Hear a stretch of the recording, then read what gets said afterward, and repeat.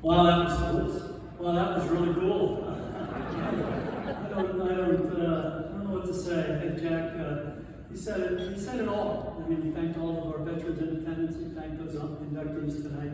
He thanked the Oklahoma Military Hall of Fame. Kelly Jago and her team does a great job.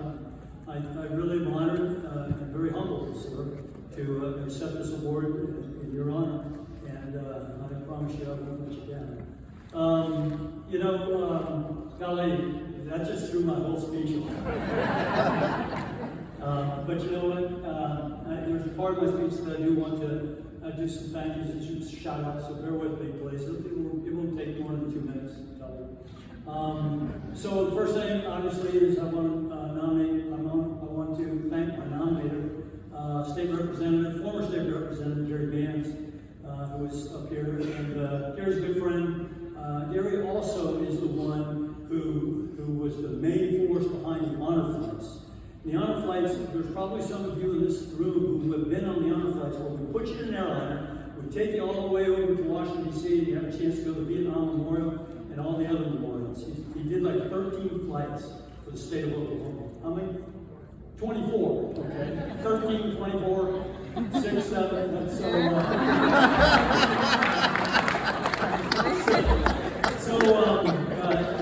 thank you for your nomination, sir. And also like to thank my ambassador, who I flew with in the Navy back in the 80s and 90s, Captain Gary Foster, retired. And Gary, it's great to share this stage with you.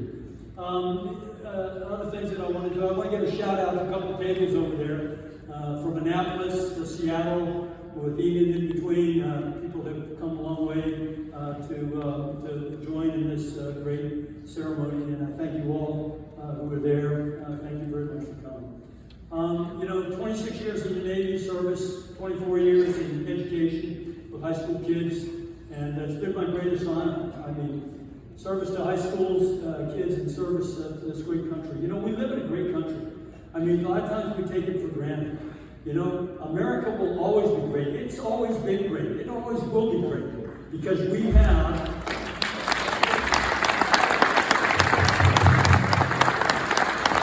young men and women willing to raise their right hand and take an oath to support and defend the Constitution of the United States of America against all enemies, foreign and domestic. Many of you took that oath, and today we have young kids, and I've been with them for 24 years, and every time they do that, I look at them with a great deal of pride and satisfaction knowing our country is in great shape. Now I want to talk about service to my family. I married an air traffic controller in the Navy. She was a Navy chief. She's been with me for 44 years. Her name is Kim, and she deserves a special honor.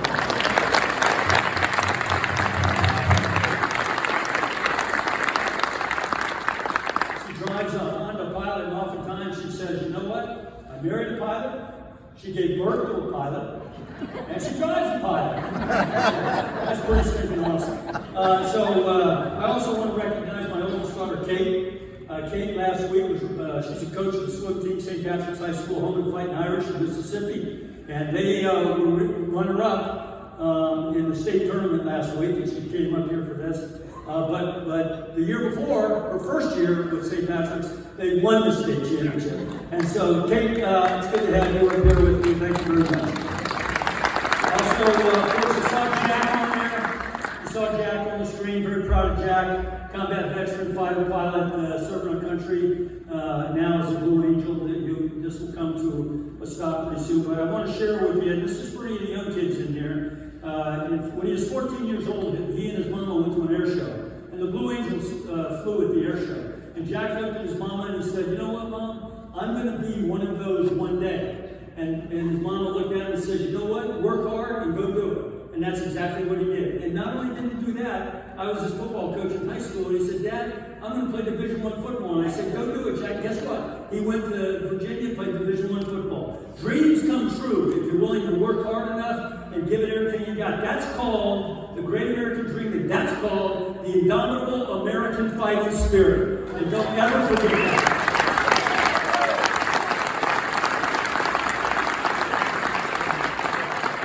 And lastly, I want to talk about my middle daughter, Kelly.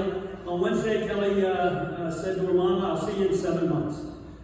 Like my son has done, and like Kate's husband, who's a colonel in the United States Air Force, he's a combat rescue officer. His motto is so others might live. He's a rescue guy.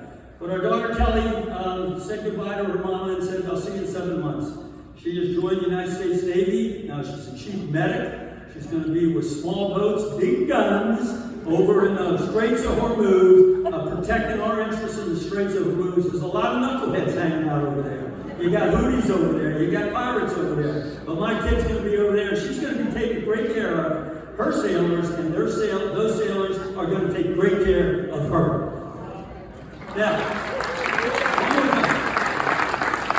one more thing. I'm going to introduce you to some Sea Cadets.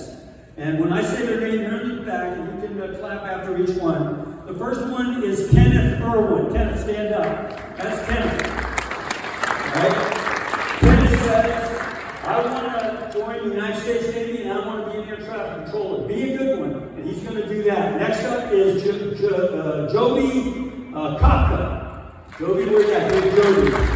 He goes to Westmore High School. And he says, sir, I'm going to be a Navy SEAL. And he's going to be a good one, I know. All right, next one is Zach Hastings. There's Zach. Zach goes to Mount St. Mary High School. He's going to go to the Naval Academy, and he's going to be a United States Marine. And lastly is Diana Murray. Diana? Is Diana here? Oh, there she is, okay. So Diana is she's from North Rock Creek High School, and she's going to go to the University of Maryland and major in criminology. Okay, the reason I point that out is because that's our future. And I'm telling you, our future is in great hands. It's going to be fun to watch these kids. I've been watching them for 24 years. We got a great generation coming up behind us, and it's going to be very exciting to watch. So, congratulations and good luck and dream big dreams, you kids.